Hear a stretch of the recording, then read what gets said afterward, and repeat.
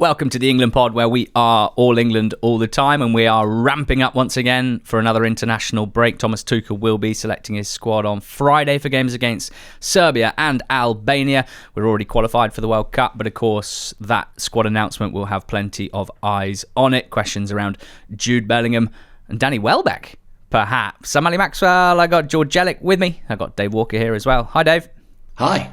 40 years young since, or as of today, since we last spoke. You've ticked into that era of your life. Wayne Rooney also turned 40 famously quite recently, but using the excellent England Football Online resource, I can tell you that he's not the England international that you are closest to in age. Oh, because he's only a few days older than me, I think. Isn't he like 3 days older than me, I think? I tell you what, he absolutely is the England international that you're closest with in age. Yeah. Bit of maths going awry for me this morning. Gary Cahill, 19th of December. Sit down. Because Dave and England's... I mean, that's not maths. That's just like basic understanding of months. Calendrial maths. Right. Calendar maths. Okay. Yeah. Incredible. Absolutely mucked it. Dan Burn for me, which is quite fun given how late he made his England debut. 9th of May 1992. George Jellick, the closest in age England international. It's only Danny Welbeck, 26th of November 1990. So I'm older than Welbs. We're about to have a discussion about a veteran and his possible return into the fold, and he's younger than me. That's a shame. Yeah, because we're going to talk about the Under-17s World Cup, which starts on Tuesday. Major tournaments, England youth teams, we're all about that, and hoping for more glory as we had with the Under-21s and the Lionesses over the summer. So a little preview of that to come. A little look back at the squad that won it back in 2017 with Steve Cooper as their head coach, of course, Phil Foden and co. We will ask, where are they now? But just a quick one ahead of Friday's squad announcement, because sort of ironically, but also increasingly less ironically, there is quite a lot of clamour for Danny Welbeck. He is, George, the highest scoring Englishman in the Premier League this season, ahead of Jadon Anthony, who has 4, and Jared Bowen, who has 3. Only Haaland, Mateta and Beto have a higher XG per 90 in the Premier League this season. So he is one of the main characters in terms of Premier League number 9s and has international experience, and should he be included in this next squad? Imagine telling Dave when Danny Welbeck's time at Watford was ended by mutual consent on the 6th of October 2020. Wow. An early October mutual consent departure. God. That in 5 years later he'll be talking on the England pod about his return to the England squad, and that is kind of why this is come out of the blue. You know, he's a player who I think we all thought his star was waning at that point, but Brighton do very clever things, and it's not the first time that Brighton have spotted a player who the assumption has been that they're on their way out, but they've actually realised that they still have talents that are very much of use. We've seen Lallana and Milner certainly come through at Brighton. And also Jordan Henderson kind of week by week is making a fool of those of us who thought that his continued inclusion in the England squad was unmerited, because he's been absolutely brilliant for Brentford. And in the game I watched a week or so ago against Liverpool, he was arguably the best player on the pitch. So with Welbs, he's been a pretty consistent player for Brighton. I mean, that's the one thing. This isn't like it's... The goal scoring has been a flash in the pan to an extent. He scored 10 Premier League goals last season, so he's been a consistent starter for them and a good player for a good team in the Premier League. And I think part of this, we've spoken in the past on the pod about, like, we don't really need 3 strikers, right? Probably, especially when you consider that Gordon can play there. But we took 3 to the Euros. It's more that beyond, Watkins, who's only scored, 1 Premier League goal so far this season, and Kane, like anyone else that we anticipated would be pushing themselves forward to be the player to step in or be the third striker, just basically can't be picked. Like Delap was injured and is basically having an absolute torrid time to the start of his Chelsea career. That might change. Obviously sent off in the cup last week. Solanke barely featuring for Spurs. Injured. Yeah, okay, but also not really in favour. Tony, for reasons we discussed, shouldn't be in the mind for inclusion in my mind. So I think we need to at least look at Welbeck as being someone who has a lot of England experience. He's got 42 caps. He last played for us in 2018. But is that like multifaceted, very dependable player who can come in, who's scored goals at major, or scored a goal at a major tournament in the past? And we know that Tuchel is very much managing England to be a team just for next summer and not really beyond, and therefore the fact that he doesn't probably have a future beyond next summer doesn't really matter. Like, it should be mitigated by the fact that his form might move, and this is November now. But given we're looking at a break right now, where Watkins certainly isn't in great form and got injured in the last break, I think take a look at him, because if we get to March or April and we need to either call up a third striker or one of the strikers that we know will be in the mind for inclusion is unavailable, then we don't want to be left with a Welbeck that maybe hasn't been integrated into the squad at all. I'm going to take you back 14 years and 1 month ago, because I was having a little look on Twitter for anyone saying anything about Danny Welbeck and England in relation to this current situation. But it seems that on October the 5th, 2011, I had something to say about Danny Welbeck in England on Twitter, and I completely forgotten this.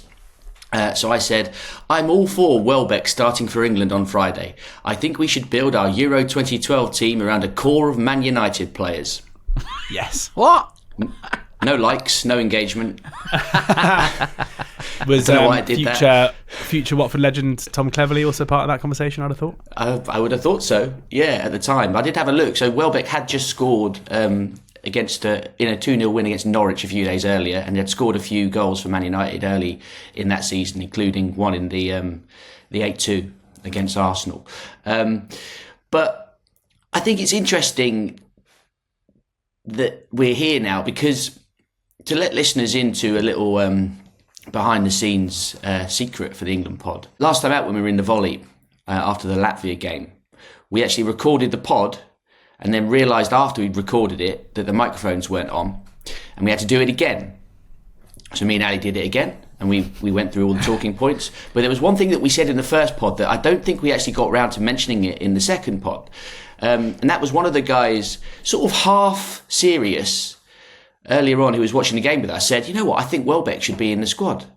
And we kind of weren't sure whether to take it seriously or not. We did mention it, but now in just a few weeks' time, it's now become, basically the big England talking point going into this squad. But maybe Bellingham aside, which I'm sure will rear its head in a few days. But it does feel like it could happen. Like, Hertzler said in his press conference the other day that in quite a weird thing for him to say. He said he asked all of his players whether or not they think Welbeck should play for England, and they all put their hands up and said yes.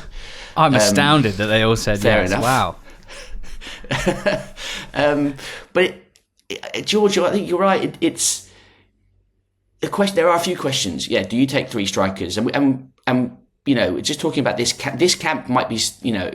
We're not talking about going to a tournament yet. We're not there yet, are we? Like, if he's still in good form towards the end of the season, then maybe. But he does, on merit and on form at the moment, appear to be the second best option behind Kane, depending on Watkins' fitness. But I'm interested in what you guys think stylistically. What could the 2025 Danny Welbeck bring to this England squad?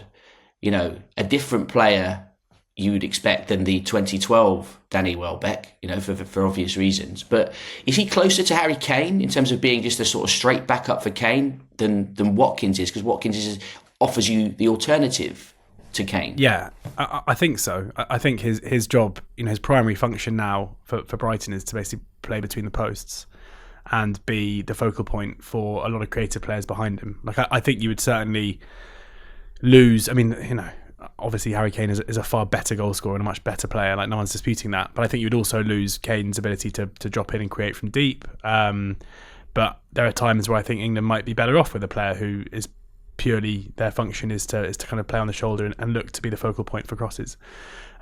So yeah, and there's also, I saw Jorginho Rutter was asked about this in the week, and he spoke about how Welbeck was a massive help to him when he first came to the club in terms of helping him integrate. And it does, Tuchel obviously really, really values that kind of senior pro aspect of things. And it shouldn't be lost that, Ollie Watkins is a senior pro as well. He's someone who now has a lot of caps and a lot of experience for England, has scored one of the most iconic goals in one of the most clutch moments anyone's ever done in an England shirt in the summer of 2024. So it's not like he's the choice is between an older pro and a youngster. But I've got a feeling he's going to be in.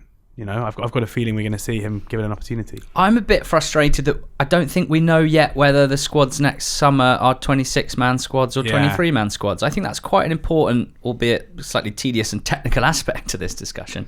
Because with a 23-man squad, as George alluded to, I don't think we necessarily need a third striker.